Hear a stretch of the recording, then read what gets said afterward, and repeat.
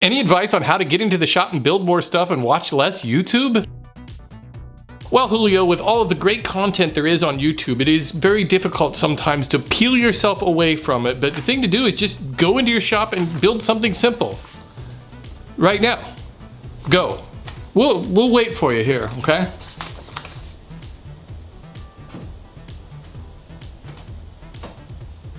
Okay, Julio's out of the room. We can all talk about him now. What finish is on my router table? Well, there's no finish on it. I don't really think it's necessary to put finish on shop projects, unless it's brightly colored paint. If I had a chance to host a woodworking show on TV, would I? Probably not. With the show I have here, I can actually reach far more people than I could on a small cable TV show. Plus, TV shows just don't do anything to develop community. It's just all one-way information. What brand router bits do I use? I'm not really sure. Just kind of whatever I can find that's inexpensive. The doors. What's happening back here? The cat pushed open the door and then something scared her. Kitty. Does it matter to get a 1/4 inch or a 1/2 inch router? Well, I've never used a 1/2 inch router. The main reason for getting a 1/2 inch router, I think, is if you're gonna use some very large bits for making profiles on cabinet doors and that sort of thing.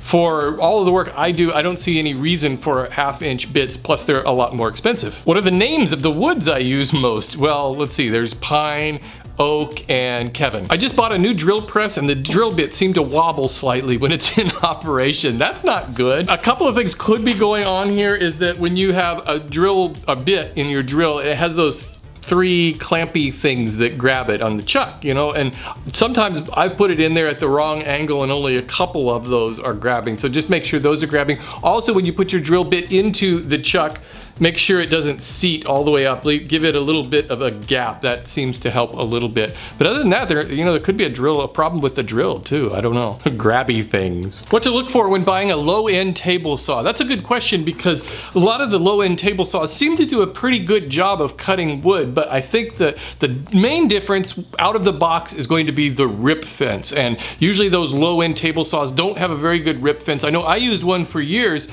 I keep doing this because it's actually right over here. Here's my old table saw. This is all there is. I took had a base on it, legs, and I took those off. But this is the rip fence here. Can't see that. There's the rip fence there, and there's really not much to it. It was always kind of a pain to use that because I had to just take a tape measure and measure the distance from my blade to the rip fence, and then I had to even it up, and it was. If you're gonna get a low-end table saw, check the rip fence, make sure that it's pretty straight, works easily. Otherwise, you can always buy an aftermarket rip fence. So you know why I've been saving that saw? Because I've had my new saw. I say new saw, I've had it for over 2 years now.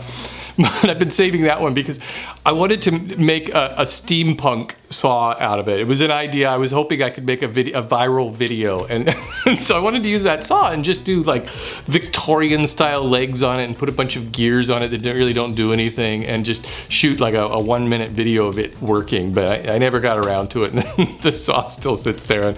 And I don't think I'm gonna be making a steampunk saw anytime soon. How do I pronounce wingy? Well, just like it's spelled. Kevin. Have I ever considered singing my own theme song? I actually did.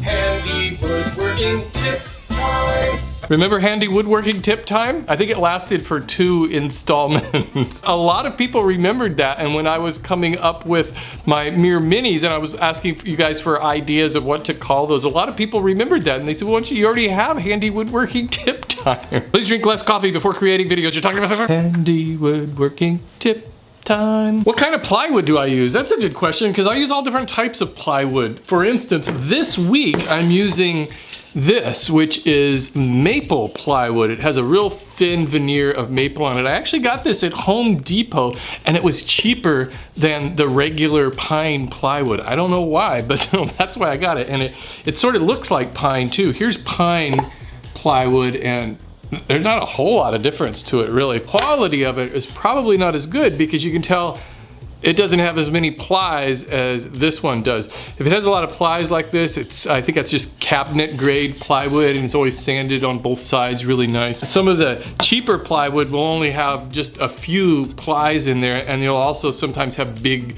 holes in it, you know, when you're cutting through it. But if you use edge banding on it, it's probably fine. But there's a lot of different types of plywood. Just, you know, Google plywood and you can see all the different grades and how they're categorized. Thanks for all your questions. Don't forget to tweet your question at #AskMimo.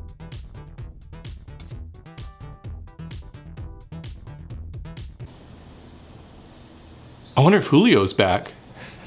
Oh, hey Julio, did you make something? We had a lot of fun here. I think you missed out. We had jugglers and acrobats. David Hasselhoff showed up and made a guest appearance.